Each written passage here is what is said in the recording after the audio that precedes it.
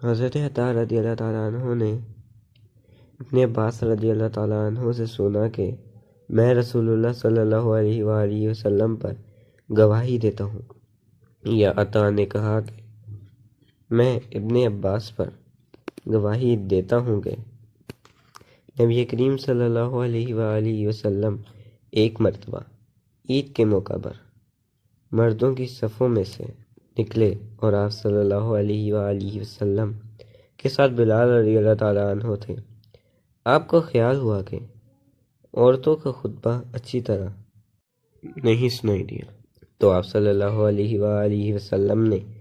انہیں علیحدہ نصیحت فرمائی اور صدقے کا حکم دیا۔ یہ واضح سن کر کوئی عورت بالی